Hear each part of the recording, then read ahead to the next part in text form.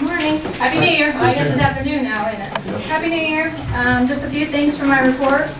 I sent you lots of stuff, obviously, my 18 things that I want to make, accomplish my goals, and then what we did in 2017. In 2017, we brought in 7.9 million in new equipment values, and about 9.6 in real estate. So it was a good year. Hopefully 18 will be just as good. A couple things from my report. Obviously, Project Scene is getting to the point where hopefully we can be announcing that. Project Scene is in their due diligence for the next 90 days. Hopefully we'll be able to announce that. Been working on the supply chain, both with the ag and the metals manufacturing, so hopefully you'll see good things from that. I did go out to 12 Mile to see if they wanted assistance from the county for the new community building. Right now, they kind of want to go alone, so we'll see if they'll want your help, being the grant applicant on their behalf in the future. Working with Royal Center on the wastewater treatment facility. We had some issues with some costs, so working with them and Duke Energy to see if we can't help kind of bring some of those costs down. That's probably the highlights. You have any questions for me?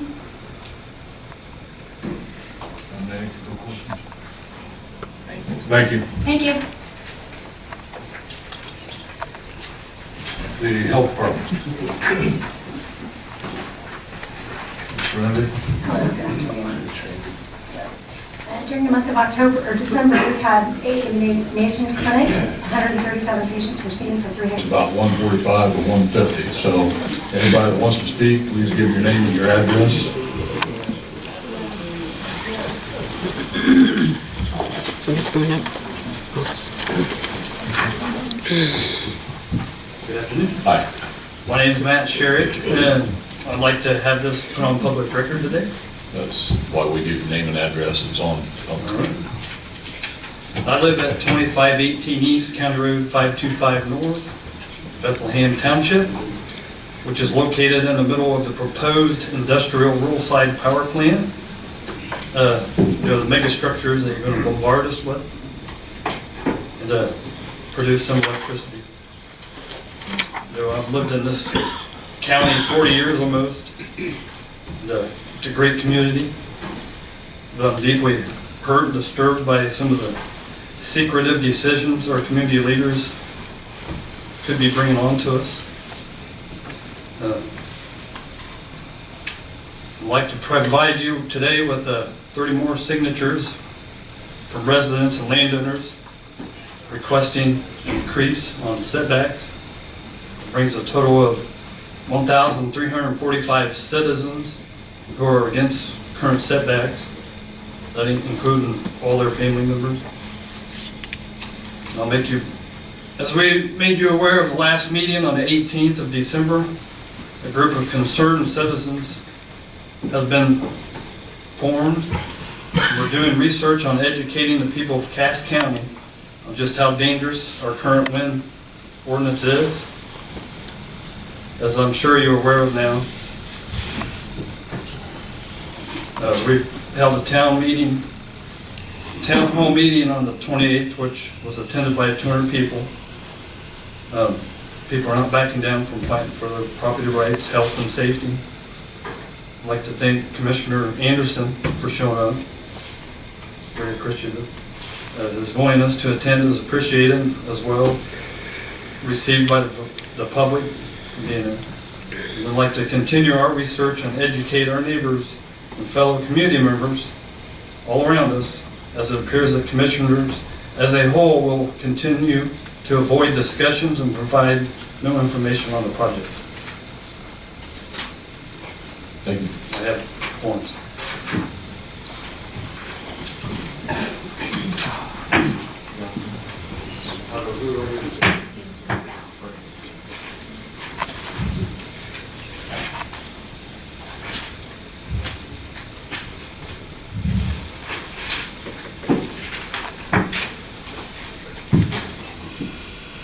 My name is Paige Woodhouse. I live at 4477 West State Road 16, Royal Center, Indiana. I am sure you are in talks with RES on agreements with them, including the decommissioning plan. I do not know what RES is telling you regarding decommissioning cost on industrial wind turbines.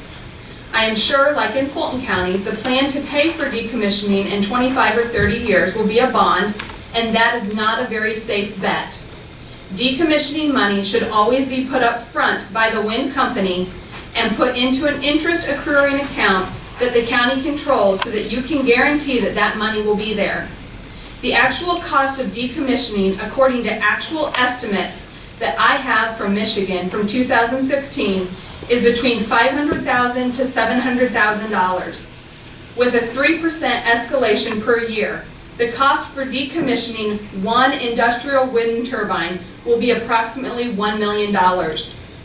Please do not count on a bond that a subsequent company can quit paying on when they go bankrupt, as some companies that build industrial wind projects do.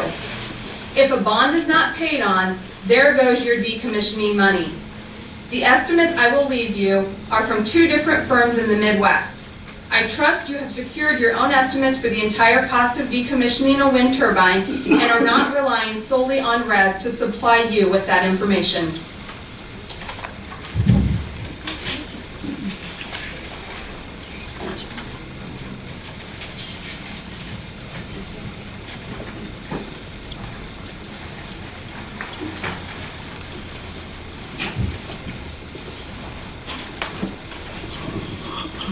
Hello. Hi. Thank you for the opportunity to speak.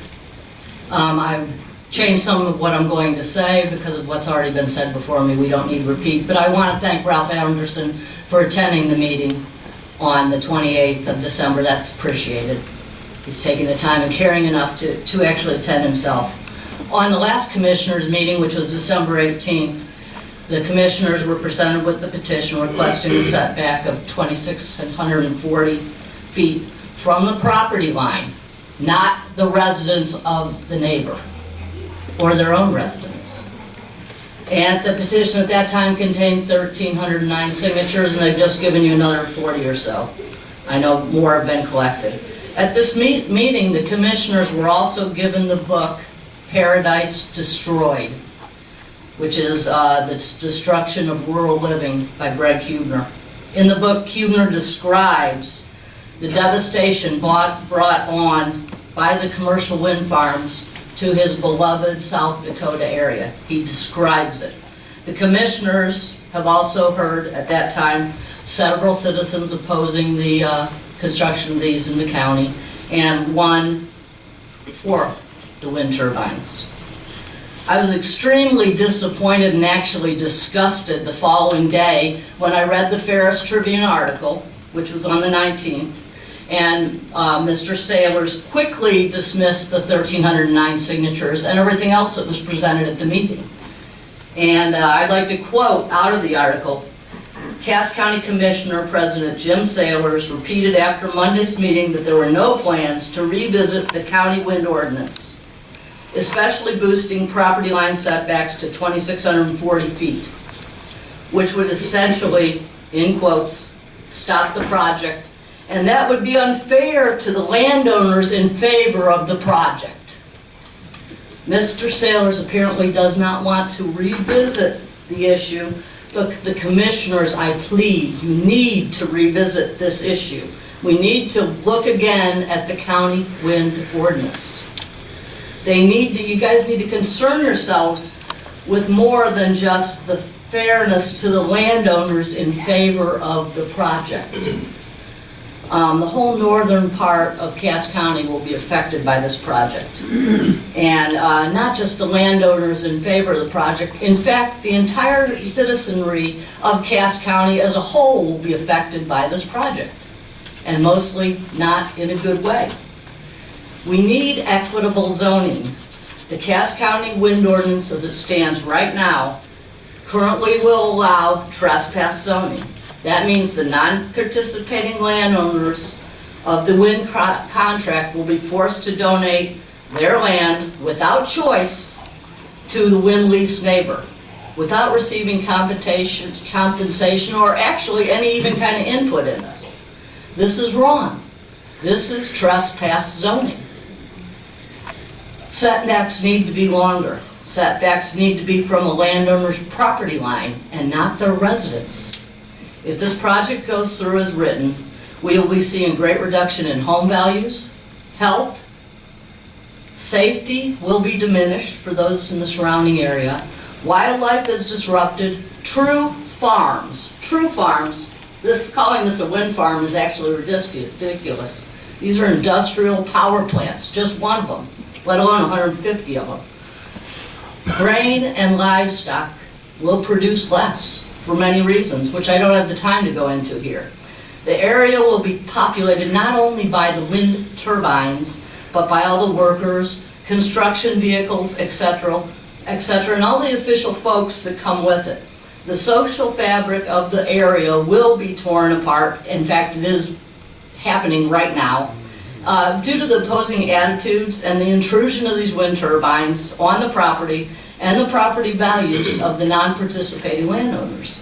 This large industrial power plant ruins the health, the peace, the tranquility, and the landscape of our rural area. We live in rural Cass County for a reason.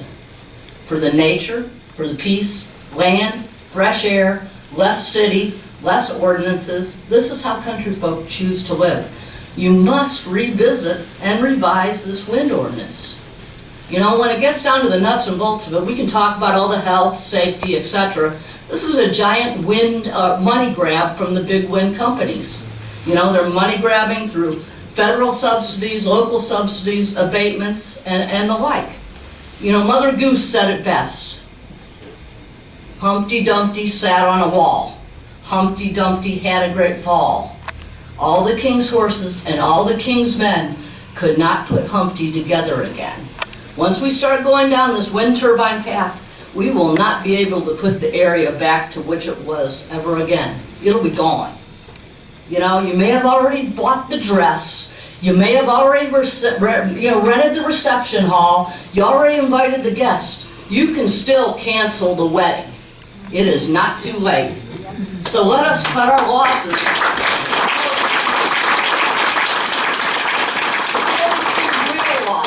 Real losses that'll be great. And you must, I plead with you, you must revisit and revise this wind ordinance. I don't want them at all, but I can settle for the 2640 from a property line, not from a residence. And I really don't care if it's unfair to a few landowners that are in favor of the products. Please, please, revisit this before it's too late. Thank you for your time.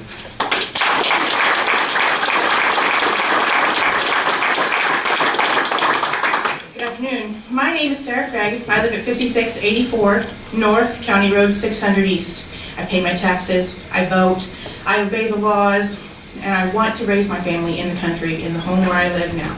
I do not want to feel like I've been forced out by a wind turbine project that our community wouldn't benefit from in a way of actually benefiting us with energy. This energy will be sent to the East Coast, is my understanding.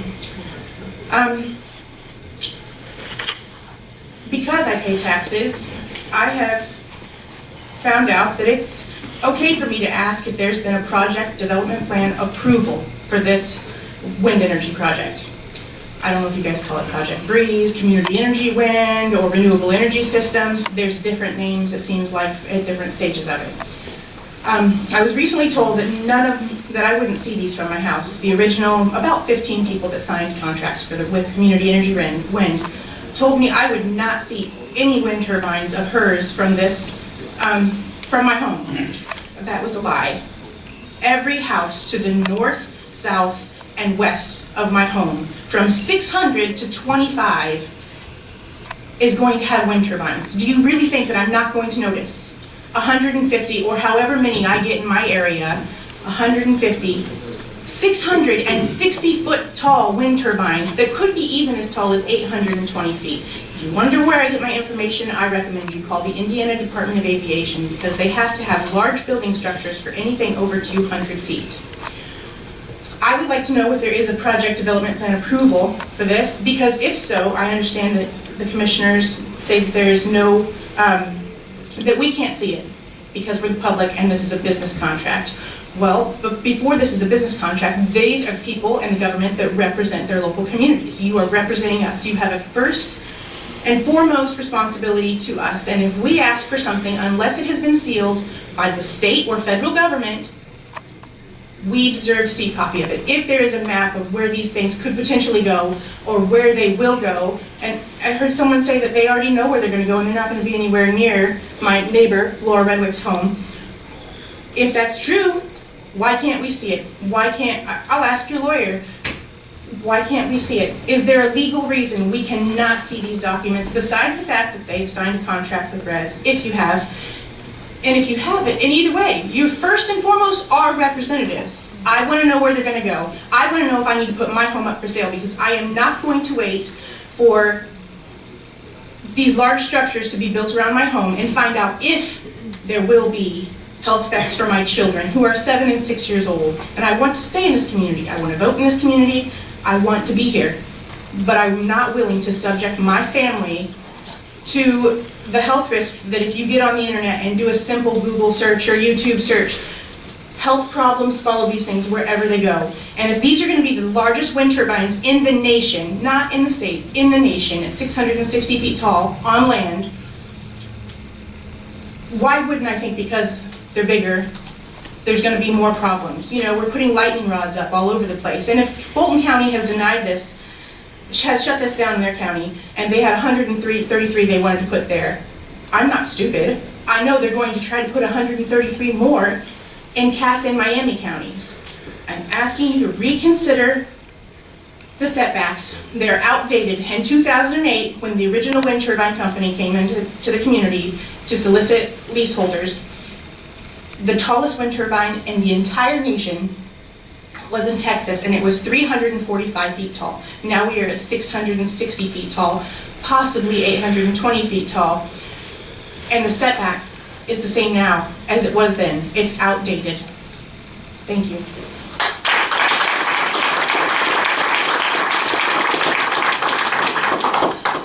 My name is John Williamson. My address is 5400 North, 400 East. I'm a farmer from Bethlehem Township.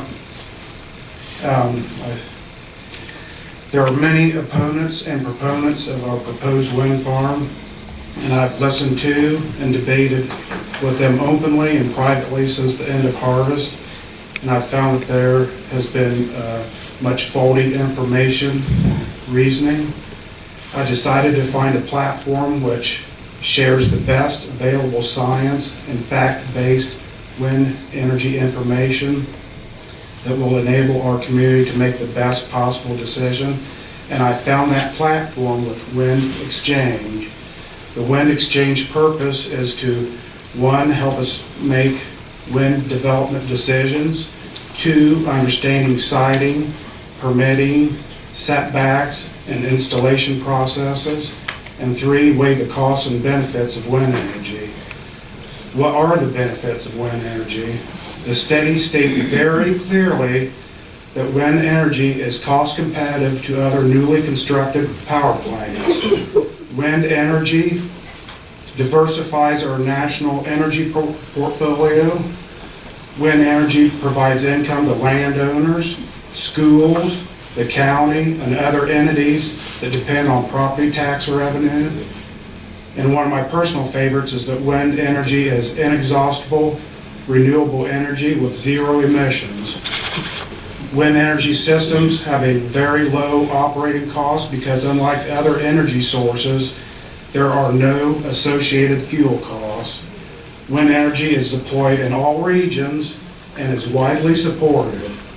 A 2015 Gallup poll showed that 70% of Americans believe that the United States should place more emphasis on wind development.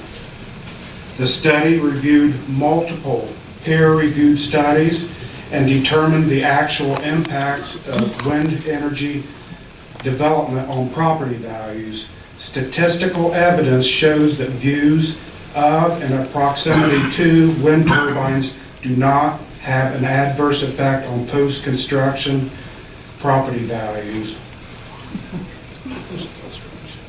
The study also speaks about wind ordinances.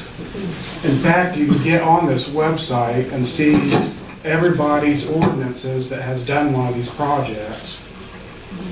Because wind projects can include turbines of various sizes, absolute height restrictions can negatively influence a project. A one-size-fits-all setback requirements are ineffective. Some jurisdictions differentiate between large and small turbines. Others utilize a height-based multiplier.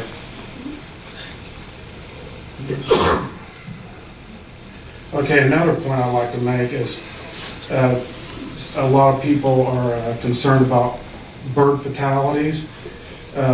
And I found out that stopping turbines during high activity periods, like during migration, can also reduce bird fatalities. And finally, according to this study, it is important to note that all forms of electrical generation impact wildlife. The wind exchange has a reference that shows wind energy is actually quite low relative to other forms. On a more personal level, I went to White County's wind farm just to see for myself and talk to the people that live in a wind farm. I was very impressed with the fact that the roads and intersections had been widened out, which for a farmer would make harvest go a lot easier, and it would make it a lot easier to move our equipment around between fields.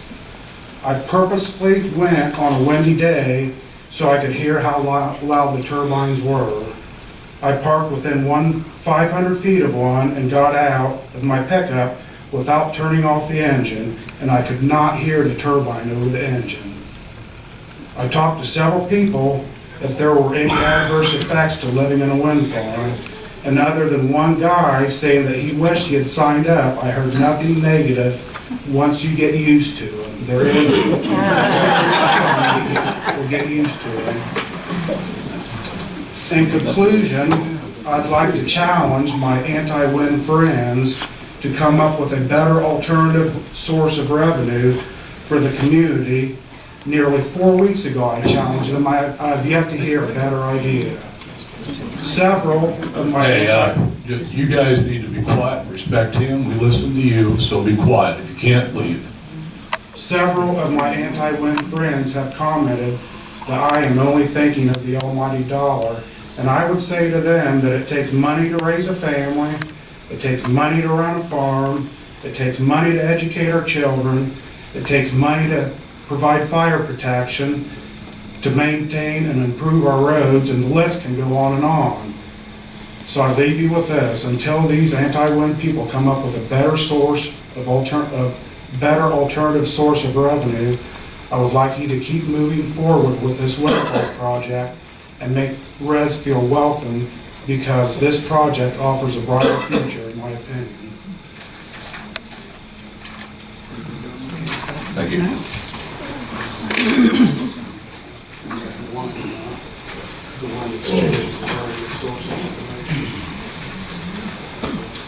My name is Susan Selam, and I live at 2681 East, County Road 375 North. I've been a resident of Logansport for a little over a year and a half, and there are a lot of people who came better prepared than I did to give you statistics, and so I'm not going to speak to that today.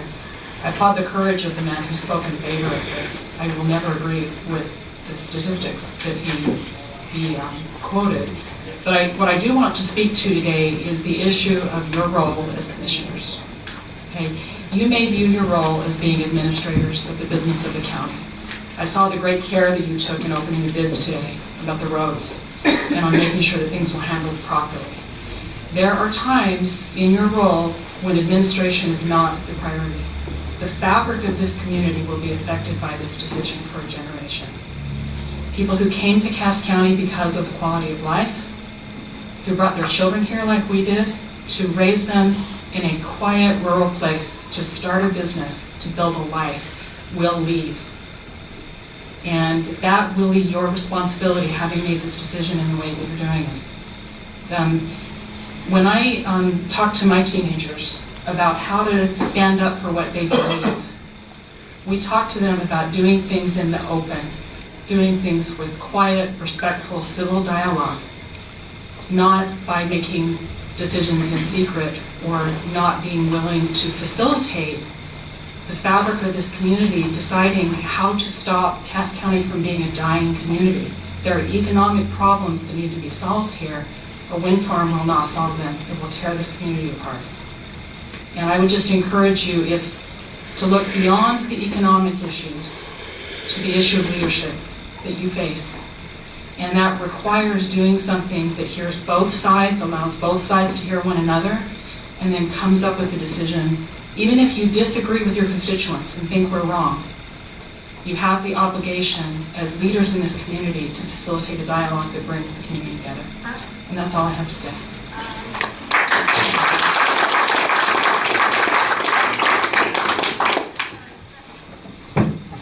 My name is Evan Criswell. I've spoke the last 2 times, and I want to speak again today. My address is 8339 North, County Road 350 West, Royal Center, Indiana. First of all, we had the gentleman who spoke here a minute ago, and I want to thank him. That takes a big set of guts to stand up for what you believe in, even though he's not the popular one in the room. Also, I want to thank him for basically supporting this, and that if we go along with that, you'll be pushing businesses out of the county. For instance, he mentioned the monetary value that farmers will get. Say he owns, I don't know, let's say he owns 1,000 acres. He's going to get whatever it is a year income.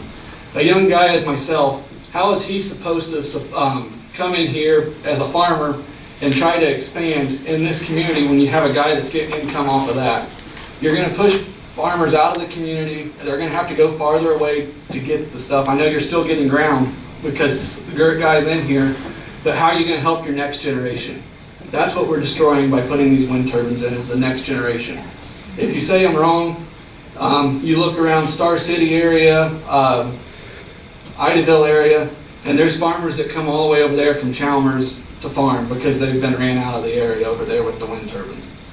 I just think that maybe we should look at that aspect of it as well. He mentions that it's a clean energy and it uses less green energy. It doesn't take much research to realize that it uses more coal and iron ore to produce the wind turbines than what they save in energy. So the green energy argument to me is not valid as well. Thank you. Okay.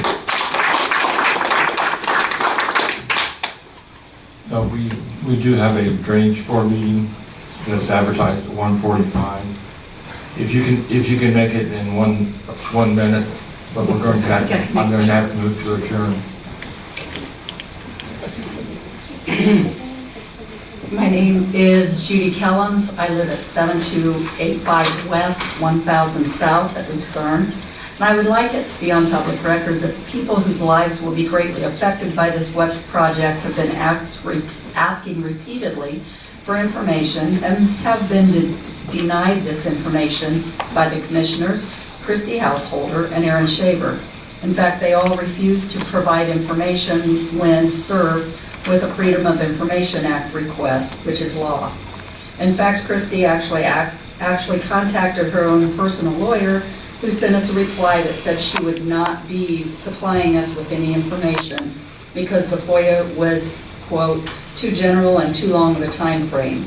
Fulton County officials have had no problem supplying wind information when served with FOIAs, with the exception to one commissioner. I just want the public to be aware of that. Also, in a 2017 report for the U.S. Department of the Interior by the U.S. Geological Society, it states that there is little information on predator-prey interactions in wind energy landscapes in America, especially among terrestrial vertebrates, which means ground animals. So it says there's very little information. In 2013, cameras in Palm Springs reported that different species activities decreased when close to wind turbines. Further investigation of wind turbine effects, including ground vibrations, sound emissions, and traffic volumes, would prove vital for better understanding of wildlife response to wind energy development before the damage is done. One more thing, in the preamble of the Constitution, we are ensured domestic tranquility. Domestic tranquility with regard to the Constitution is referred to as peace among the states. The Constitution gives power to our government officials to squash rebellion and smooth tensions. Thank you.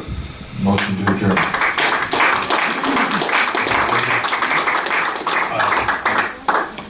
Thank you.